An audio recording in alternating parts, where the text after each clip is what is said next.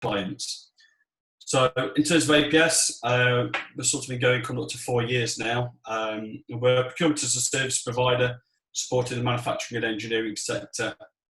And really, what we're sort of doing is taking the toolkits that you might use in a big blue chip organisation and improving those to suit SMEs. So it's not tying in the bureaucracy that you might have within those organisations, but making it slit and actually making sure that the SMEs and our clients are getting the benefit and the maximum impact from those toolkits in terms of how you deliver a strategic approach to managing your spend. And typically when we're working with our clients, the problems that they tend to face, they've got margin erosion or they need to improve their margin to increase their competitive advantage. They've got risks in their supply chains. They've seen that they've got a single source risk, or they've seen issues where things are being delivered in quite sort of globally.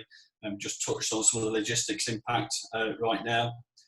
Cash flows is always a bit of a problem for SMEs, but particularly ever more so right now as people look to sort of protect their own business. They need to source new suppliers, not sure how to do that or the best strategic approach to sourcing with those suppliers. They don't know where to start, or they know where to start but don't know actually how to get going, or they find that they don't have the capability or the resource or the capacity to deliver on the improvement projects that they see. Or sometimes they just generally need support. Now, I'm sure most people on this call today have probably done a lot of those things already, which is fantastic. But if not, hopefully we've got some insights in here that sort of elaborate on what some of those things might mean. In terms of success, I think the key bit here is about, well, it's okay, it's easy to do when it's at Rolls-Royce. We've had some huge successes with SMEs in sort of recent times. We've worked with one company. We've reduced their reduce their unit cost by 6-7% over the sort of, if you equate that to sort of 3 years, over a 3-year period, that's over £90 million worth of savings that sort of delivers into their business. But the key thing about that actually is that's just the start of the process. We believe we can get to 90% through great supply collaboration, which is the sort of next phase of that journey. So that's a huge and fantastic result for our client there. Likewise, with another customer turning over £18 million a year, spending around £11 million within their supply chain, their annual savings performance was only £25,000. We've actually now sat down with them and mapped out a journey to deliver that to £450,000, of which last count was already at £250,000 already delivered. We've actually got pipeline there of £750,000. And we've also de-risked a major problem for a client as well. So these toolkits really do work, I think is the key message really within all of this. It isn't pie in the sky stuff. It's taking that experience that we've gained from Rolls-Royce and other companies and applying that into clients. And the great thing is, as part of the team, this isn't just me.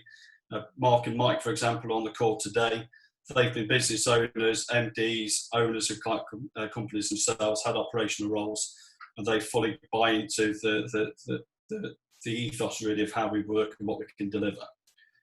So sort of moving on really from all of that. Chris, have you got your poll up ready yet or not? You're still struggling? Fortunately not struggling with technology, Mark, I'm afraid. Oh, love it. Okay. So really let's just have a look at sort of some of the business challenges that people might be facing. I'll let people sort of read through this. No, you don't need me to sort of read for you, but really typically these are some of the issues that you're probably experiencing right now within your business. Some will be more prevalent than others, that's obvious.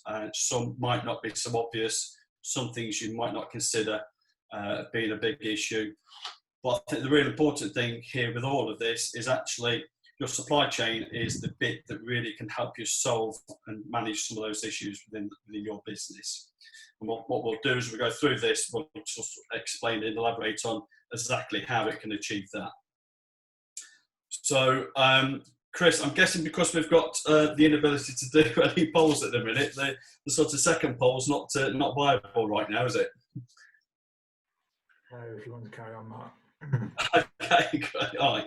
Right, so at this point, I'll sort of ad lib it a little bit. I was going to sort of ask a couple of questions, really, in terms of, do people understand the difference between purchasing and procurement?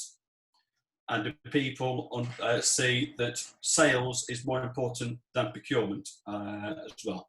So something to bear in mind. I think an additional question I would ask within this as well is something just to maybe frame some thoughts. I'm guessing some of the purchase leaders within on this today will have good insight on this, but how many people can instantly tell me what their revenue is within their business, who their biggest customer is, what their best selling product is, what their biggest margin product is? I would guess that most people can tell me that pretty instantly. The second part of that then, if we look at then the front end of that process and the cash going out of the door, equally, can you tell me exactly what your spend is, who your biggest spend suppliers are, who your suppliers are that you've got your highest level of products with, and those that are most critical to your business? My guess, and I've had this from experience, so it's more than a guess, it probably takes 2 weeks for people to come back to you with an answer. So if you can't answer that instantly, as well as what you can do with in terms of your revenue, then you're not really in control of your costs because it's not at the forefront of your mind. So in terms of the difference between purchasing and procurement, again, I'm not going to sit here and read through every one of these, but effectively a purchasing organisation, which is typically what we see when we go into an SME, they're very much a transactional team of people. There's a high volume of transactions in there. It's, I've got a quote for this. Can you knock me a few quid off? Yes, great. When you can deliver it, bang, out the order goes and the bit comes in. And the measures within purchasing are very much aligned to purchasing. Whereas the procurement function actually looks at collaborative relationships internally and externally to the business. It's focused on costs. It has lean operating practices. It's delivering true value into the business. And their metrics are integrated against those that are designed for the future success of the business as well. So effectively, really, it becomes a key deliverable to the success of the organisation. So just to sort of frame that a little bit more, really, one of the phrases that we came up with when I was at Rolls-Royce, and I love it because it's so simple. If you think about everything that comes into your business, you've got to buy it.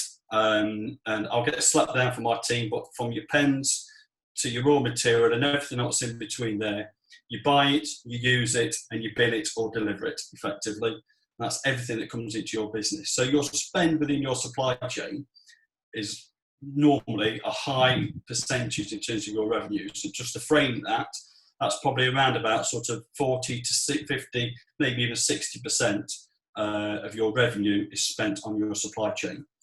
So therefore, the impact that it has on the overall business is significant.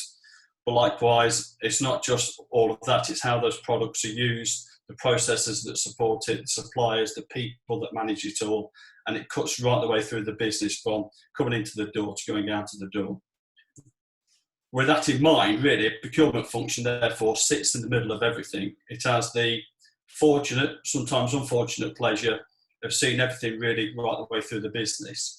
And one of the visions that we have as APS is that procurement is recognised and seen as a function in its own right, not as a bolt-on to finance or HR or operations or anything like that. Actually, because of the value and the amount of stakeholders within the business it cuts across, it really should have its own seat at the head table. So that's where it will have its greatest influence in terms of the success of the business. Okay, Chris, shout out by the way if there's any questions coming through it online or anything like that. Okay, so just sort of moving in terms of then sort of the 4 key elements within all of this. Data is key to everything.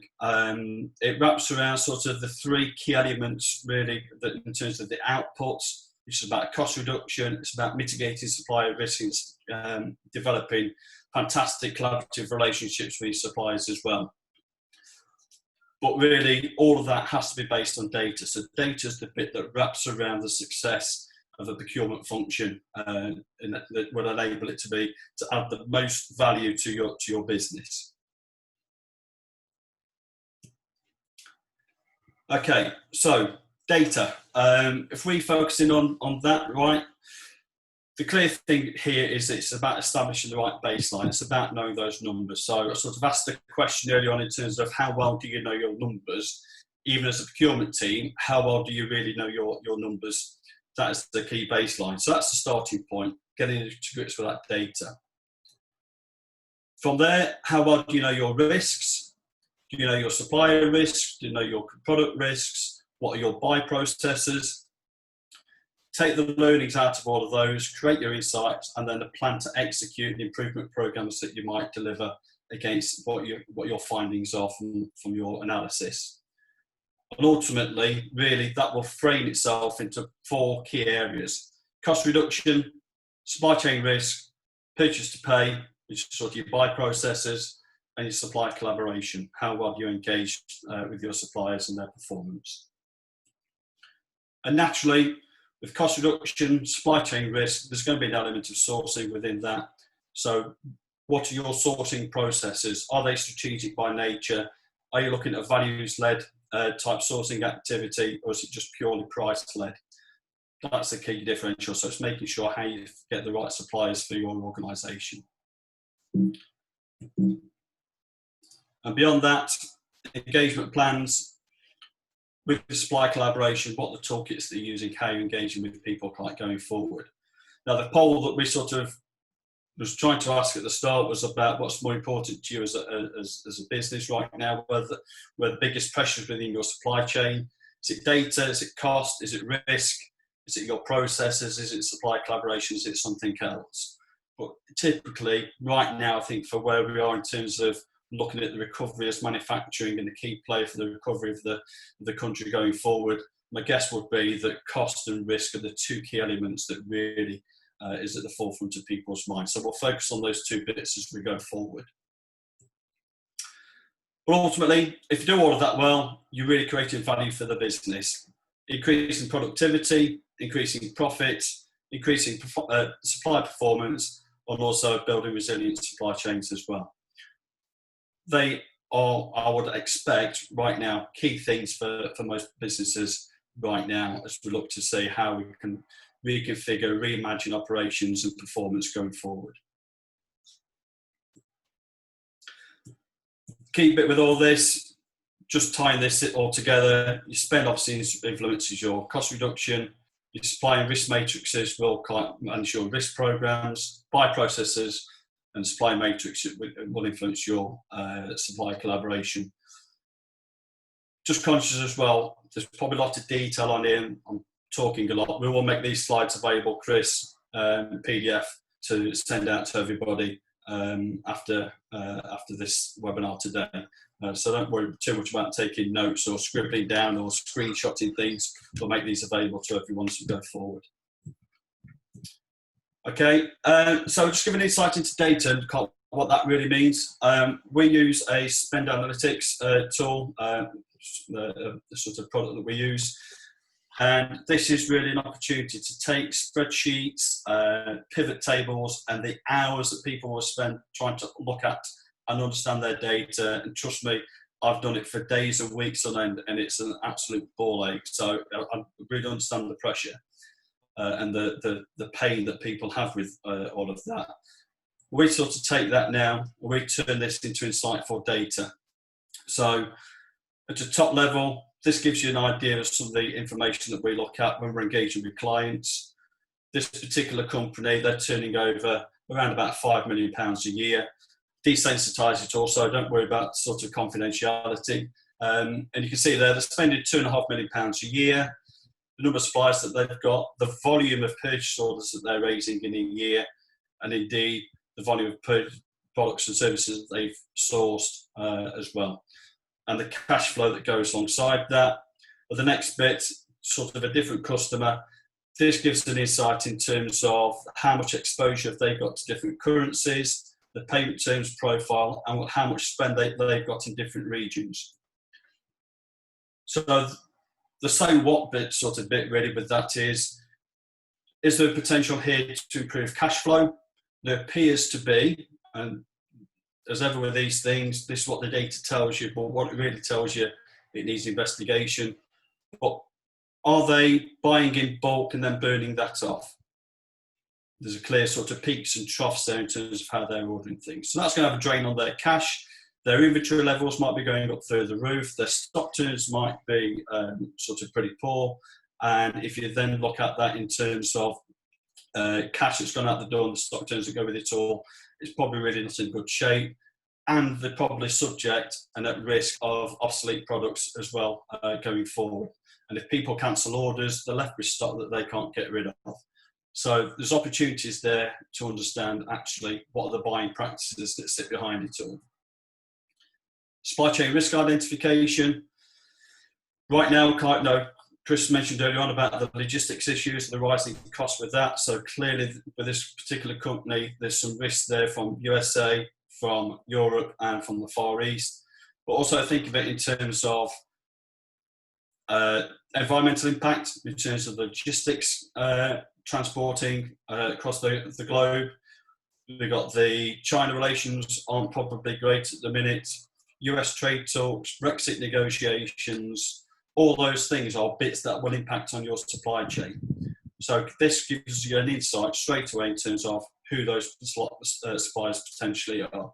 Just for info, these charts are interactive, so if you click on one area, everything else changes and it gives you all the information that you need. And in terms of exchange rate risk, are you using your banks? Typically, they're quite expensive. This company, sort of $1.6 million worth of US dollar exposure in a year, is the way that can maybe work with a broker where you probably get better and more attractive rates. And there's probably a few £1,000s at least that could be saved there with, by looking at those options. Further detail within the spend data, what this immediately tells you here, the top sort of graph is the spend by supply, but also the Pareto as well.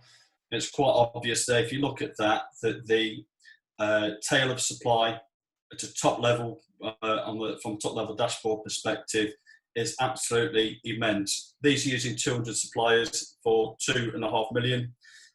Put that into perspective, I manage £100 million worth of spend globally with 400 suppliers. So what that will say, in terms of the analysis for this, is this company really leveraging their position with their supply chain? And if you work out the averages, their average spend per supplier is £12,277. So the answer to that is probably not. Huge product list as well there that we've got with all of that. And down at the bottom there's a little pie chart that sort of starts to frame the category of spend within the business as well. And your quick analysis would say, well, if I focus on 4 or 5 key areas, I'm going to be able to address 80% of my spend. And down here, this is a sort of matrix in terms of annual spend and quantity, which starts to give you a bit of an indication. If you start to look at product impact on the spend within your business, it really helps you focus in onto those key areas. So the key things that come out of this: supply consolidation, focus on the cost reduction opportunities. And what I can say with this is that there's at least an opportunity to save 5 to 10% of that £2.5 million. Now, we have done this with some customers and delivered them 30% in some of their spend categories. In fact, for one customer, we delivered 50% on their raw material, which in this case has actually got a huge part of their business. And that's through taking a strategic approach to their sourcing. Now, just to help frame that, and I asked the question earlier on in terms of, well, is procurement more important than sales? If we transfer this back to the £2.5 million worth of spend, let's say it's 10%, that's £250,000 worth of additional benefit to their bottom line that can be delivered. To deliver the same in terms of organic growth within this particular company, they would have to turn their revenue from 5 million to 12.3 million. So that's a 7.3 million annual organic growth in their business to deliver the same output. So the supply chain, for me, has a huge opportunity to improve the financial performance of the business.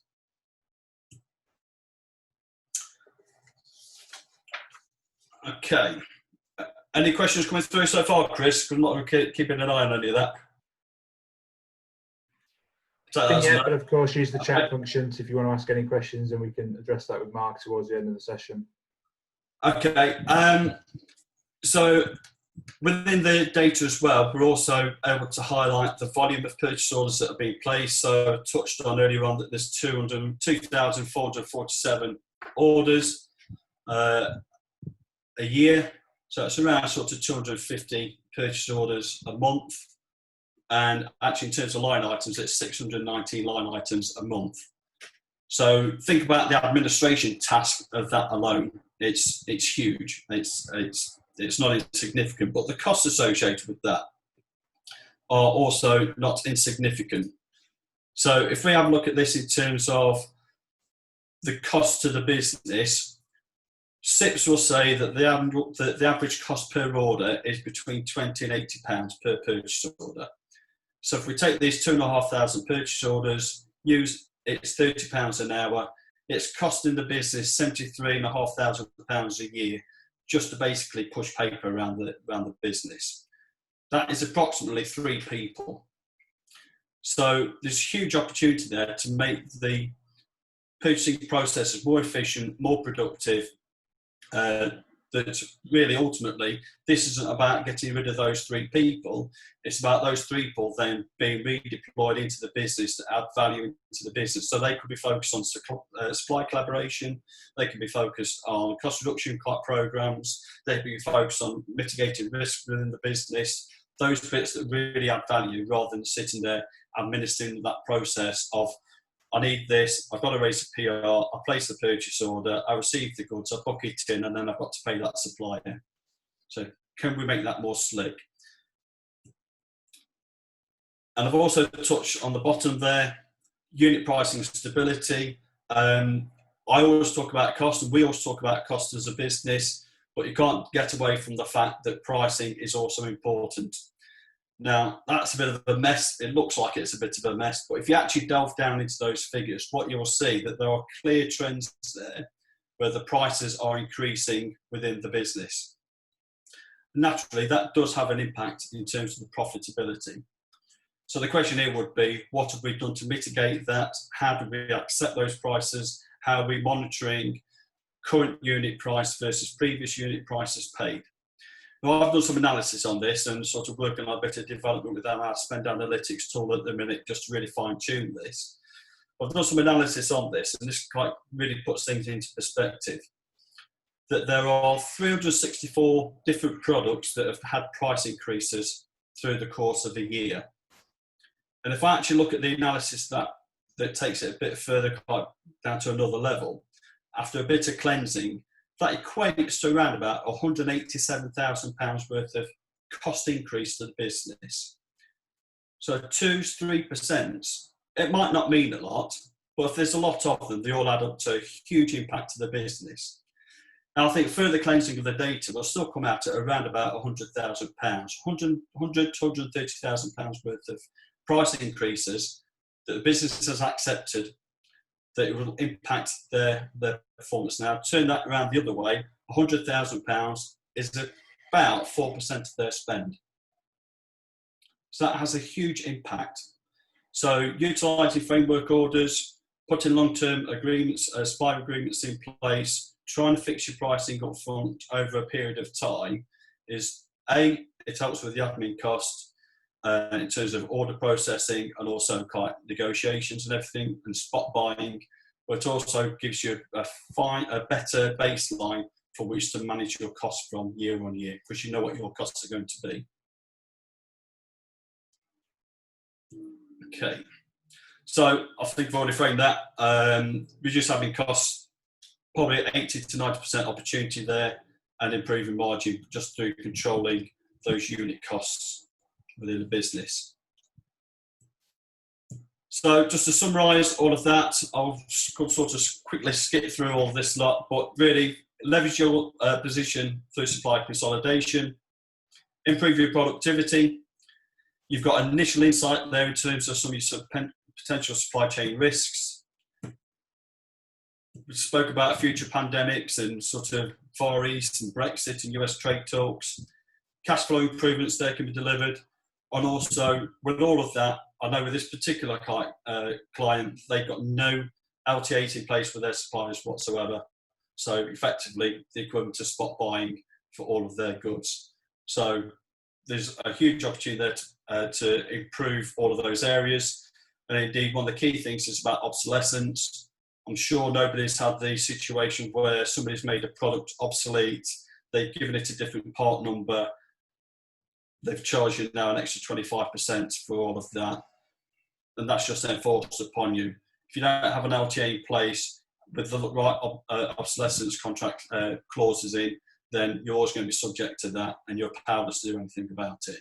So having the right LTAs in place with obsolescence type contracts, as well as supplier performance criteria that map out what your expectations are of that supplier, are absolutely key for the key areas of spend within your business, because that gives you the right baseline to work with suppliers collaboratively, which ultimately drive year-on-year improvements, manage reports, delivery, stock, quality, all those really important things that are critical to the success of your operations. And the key with all of this is actually, I'm just talking about top-level data, but drilling down so that this is category specific. And I've got an example there that just popped up on the screen about tooling and the interactive nature of those charts and what that sort of means, so you can drill down through that data. Okay, just now going on to risk. So we've done a bit about cost there, some of the huge opportunities and the hidden opportunities, I believe, for people to tap into, but also all about supply chain risks. How do we start to understand and map all of this lot out? For me, the first thing that I will say is traditionally procurement tends to look at things of, we spend a lot of money with that supplier, so they're a risk. It's not about that for me. A 50p washer can be as detrimental to your business if it doesn't come in, if it's critical to your operations. Doesn't matter about how much spend you've got. There's companies like Fitzco within the injection moulding business. That company went bust. They might have delivered sort of a £20 sort of piece of kit that influenced a £10,000 sort of deliverable for their customer. Fitzco goes bust, and actually then everybody's in uproar because they can't meet their customer requirements. I've had it with Rolls-Royce, where I had a sub-tier supplier go bust. There was only £150,000 worth of spend of my £100 million worth of spend. Put it into context, we would have stopped Rolls-Royce for 6 months if that supplier went under. In the end, it cost Rolls-Royce a lot of money, far in excess of their annual spend with them through the sub-tiers, just to underwrite their financial performance and make sure Rolls-Royce could still meet its delivery objectives.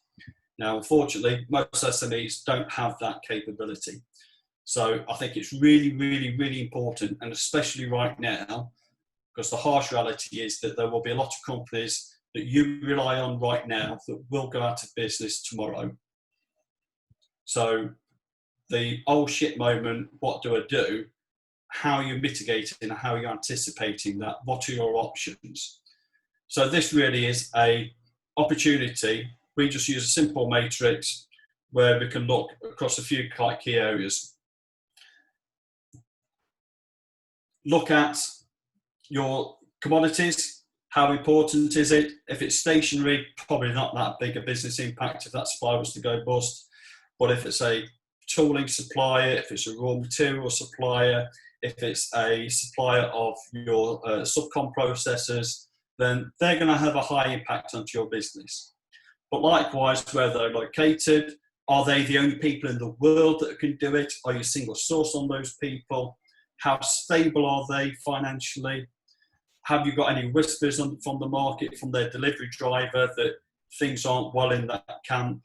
All those bits of intelligence, you need to map out into a matrix like this that sort of maps out that sort of risk against the business impact. It gives you then that sort of snapshot as to the criticality of your suppliers and your spend within that. And ultimately, it goes without saying, anything top right where you've got scarce suppliers and they're weak and they have high business impact, you have a problem if you haven't mitigated that risk, because it can happen tomorrow and could quite literally happen tomorrow. Not sort of months' time, it could happen tomorrow. So you really need to get a grip of what those risks are within your business. And what's really important in terms of the next bullet point on there is about the multiple tiers. So going down through the tiers, you will all be working with distributors. Guess what? They rely on a sub-tier supply chain that's coming in from all over the globe. So how are they managing that for on your behalf? And I'm assuming you've got contracts in place that stipulate that they will manage that for you on your behalf. If not, you have a risk within your business. I think I'll give another example as well. Some of your tooling suppliers that you will work with, the likes of Seco Tools, Sandvik Tools, they have offices in the UK, but their manufacturing locations are actually in Poland, in the Far East, in Sweden, etc., etc. So just because they are UK based doesn't mean to say they don't have a risk. You need to satisfy yourself that they ultimately, through their own supply chain, don't present a risk into your business. So you really have to understand your suppliers to that level of detail to assess what the risks are and therefore how you mitigate that going forward. Naturally, I've already touched on this, but the impact to your business of not knowing your risk in that level of detail, it can have a huge impact to your own brand reputation through the inability to support your own customer requirements. And the knock-on effect of that down the line could be significant. Okay, so that's a bit doom and gloom, but actually what can you do about it? So what we always like to try and do is not sort of tell you what you should be doing, it's also about how you can do it, but also and how you can maybe mitigate some of the opportunities. So within this, I would say that to be able to mitigate some of those risks, focus on 3 key areas: stock, resourcing. Lots of talk about reshoring, which is great for UK, and there's probably lots of debate to have had about what that really means, and also technology road mapping as well. If you are reliant on a particular technology that is high risk, scarcity of supply, then you've probably got a risk there within the business. That might mean you have to work with some of the universities and the catapult centres about actually how you can deliver another technology programme that helps to de-risk it from a technology point of view. But the key to it ultimately is all of this is about having cross-functional teams working collaboratively with each other, exploring those different options, go back one, and having a plan, what we call P4EP, a plan for every part. And actually this also, if you look at stock in particular, I've got some bullet points there. If you look at cash flow and how you're buying your stock, your reorder points, what are the current lead times, are those changing, how long does it take you to switch to a different source of supply, have you explored consignment stocking options? All of those elements are the level of detail really that I would suggest that you can go into to analyse how you mitigate and put in place practical plans that help mitigate against those risks. Okay, so we've touched there on cost and risk in particular. When you do the analysis, there'll be loads of hidden opportunities that you've untapped through that whole process. But naturally, resources scarce. Everybody's under a lot of pressure to deliver the day job. So it's about mapping out actually what can you do now, what's important. So another one of our great sort of simple matrices, nothing too rocket science about it. Assess the impact and ease of implementation. So is it easy to do? Is it hard to do? So in simple terms, if it's bottom left, it's hard to do, it's going to have low business impact, don't bother doing it. Waste of time, worry about that further on down the line. As opposed to, it's easy to do, it has a high impact onto us, let's crack on and do it, let's get some people together, let's just get on and do it. The key thing with this is starting to do something is better than doing nothing at all.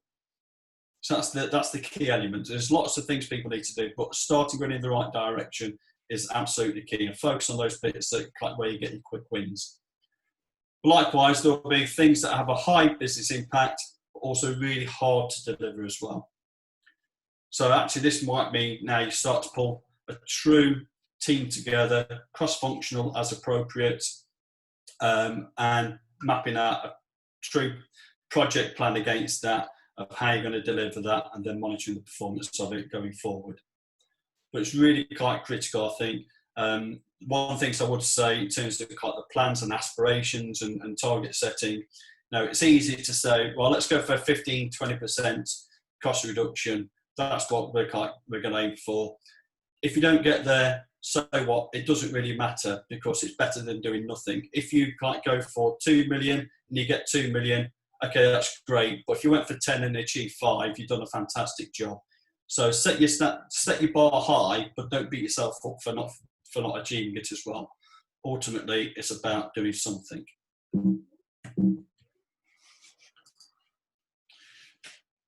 Okay, just touch here now on supply chain and sort of due diligence. Basically, this can't be broken down to some key elements. Basically, knowing what it is that you want from your suppliers, putting that into a request for proposal document, assess and select suppliers then based on all-round capability, not just price or cost. So values-based sourcing, looking at opportunities whereby people have got the right quality and delivery performance. They've got ISO 9001, but actually do they deliver and practice against ISO 9001, or is it a tick box exercise? All those things are the bits that you need to understand when looking at strategic sourcing. Turn this into a plan, measure and track the progress and performance against the plan effectively. And it's great if you've got that top level sponsorship, even better. So to summarise the process, data and insights, turn them into action, plan and resource, clearly define your deliverables and your objectives, and then deliver against that. You'll deliver sustainable success, increasing your competitive advantage as a company. Okay, so just to wrap this up now, because data is key to everything, and we're sure a lot of people are already doing some fantastic work on this already, but really we'll be happy to do some free spend data analytics for anybody who would like to do so. Free shot, free insight into maybe you're looking at some of those hidden opportunities you might not have considered before. How you then take that forward and how you implement that, that's entirely up to yourself. I think it's a great opportunity, especially in the current climate, to identify where you might be able to unlock some of those hidden opportunities and transform your procurement performance. So sort of Q&A type thing. Again, I'm sure lots of people have had success with their cost reduction. You've got efficient buy processes, supply chains helping people manage their cash. People have delivered against their risk and their subtype risk and mitigated against those. You're using strategic sourcing processes that are leveraging your position within the supply chain. You're working with the right suppliers, and your LTAs underpin the commercial framework of your agreements and not relying on purely legalistic T's and C's. So with that, we'd love to hear some of your success stories as well, and obviously answer any questions going